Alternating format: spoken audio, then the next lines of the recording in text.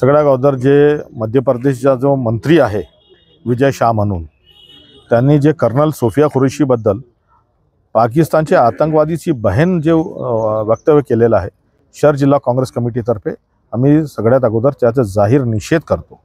कारण त्यांनी जे वक्तव्य केलेला बेताल वक्तव्य आहे, आर्मी भारतीय सेनेचं हे मनोबल खचून जाणारं वक्तव्य आहे। मला प्रश्न पडलेला आहे की मोदीजीने या कर्नल सोफिया कुरेशीची नियुक्ती केली आहे, जर त्याच्या मंत्री जर त्यांना आतंकवादी म्हणत असेल तर मोदीजीला काय आता प्रश्न पडले तर ते कोण आहे? मग ते कोण आहे? मोदीजी कोण आहे? म्हणून आमची मागणी आहे त्या विजय शाहला बंडतर्फे करावं आणि त्याच्यावर देशद्रोहाचा गुन्हा दाखल करून त्याला या देशातून हाकलून द्यावं। सर, असं वाटत नाही हिंदू मुस्लिम करून भाजप राजकारण करत पाहतं? भाजप तर अगोदर 2014 पासूनच राजकारण करत आहे। हिंदू मुस्लिम मंदिर मस्जिद याच्या पलीकडे त्याच्याकडे काही काम करायला नाही आहे। 15 लाख कुठे गेले, नोकऱ्या कुठे गेले ते सगळे विसरून गेले। ते म्हणतात ते जुमला होते, आता ते फक्त राजकारण करत आहे आणि ह्या मुद्द्यावर पण ते राजकारण करत आहे।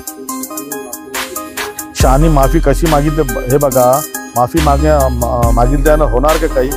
त्याला बंडतर्फे करण्यात यावे, त्याच्यावर देशद्रोहाचा गुन्हा दाखल करावा।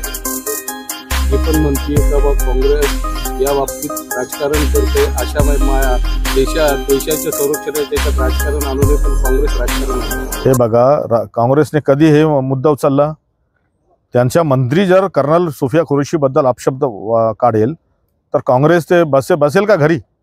आमचे नेते राहुल गांधी यांनी तर स्पष्ट सांगितले ना की मोदीजी तुम्हाला आमचा पूर्ण समर्थन आहे, हमला करा। आणि त्यांचे हे मंत्री महोदय असे म्हणत असतील तर काँग्रेस म्हणणार नाही का? हे लोकशाही आहे ना। काय वाटतं यामुळे आपलं मनोबल खच्चीकरण? 100% या सैन्याचं मनोबल खच्चीकरण झालेलं आहे।